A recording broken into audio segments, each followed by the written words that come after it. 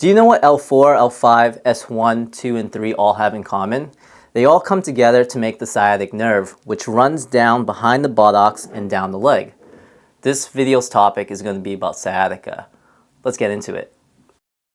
Sciatica refers to pain, weakness, numbness, or tingling coming down the leg. It could be both legs. It's usually caused by compression of the sciatic nerve. Let's do an analogy. Think of multiple highway entrances that all come together into one interstate called the sciatic nerve. There's a point in which the sciatic nerve will branch off into other exits into your calf and feet.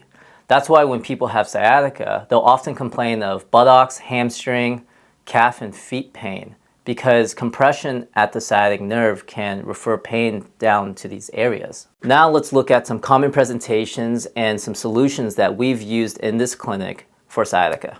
So the first exercise we'll do is called the sciatic nerve glide. And that exercise is useful for symptoms radiating from the back to the lower leg. We'll start with bending the affected leg. We'll hug the back of the knee and slowly extend the leg and bend at the ankle. You'll do this for about 8 to 10 repetitions. If symptoms are highly sensitive, I recommend performing this at partial range. A follow-up to the nerve glides is going to be a trigger point release to the glutes or hamstrings using a lacrosse ball. Start with bending both knees, place the lacrosse ball under the sensitive part of the glutes, and leave it there for about 30 to 60 seconds. If you want more pressure to the area, move the knees to the same side where the ball is placed. If you want less pressure because it's too uncomfortable, move the knees away from the side where the ball is placed.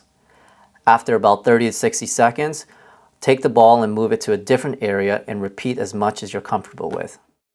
The next stretch we'll do is called the hip internal rotation stretch. Start with bending both knees, assuming that the left side is the affected side. Collapse that knee inwards. Take the right foot and place it on top of that left knee. You should feel a pull from the buttocks to the left knee.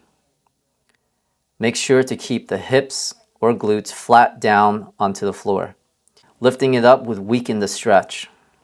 The exercise should be tolerable. You can hold the stretch for about 20 to 30 seconds, doing it 2 to 3 times on each side. This next exercise is called the hip external rotation stretch. Start with bending both of your knees. Bring your affected leg on top of the opposite knee. Press down gently on the inside of the affected knee, and you should feel the glute region of the affected side pulling. Hold this for 20 to 30 seconds and perform this 2 to 3 times on each side. This last exercise is called the hamstring stretch. Start with sitting up, extend one of your legs forward, push the hips back, and slowly let the chest fall forward. You should feel the stretch in the back of the knee. Hold the stretch for 20 to 30 seconds and perform it 2 to 3 times on each side. So by performing these exercises in this specific order, you should feel some relief in your sciatica issue. Now, after trying these for about 2 to 3 weeks and there's still no improvements, I recommend you come on in for an assessment and we'll take a look at it. All right, I hope this video helps, and I'll see you guys next time in the next video. Bye now.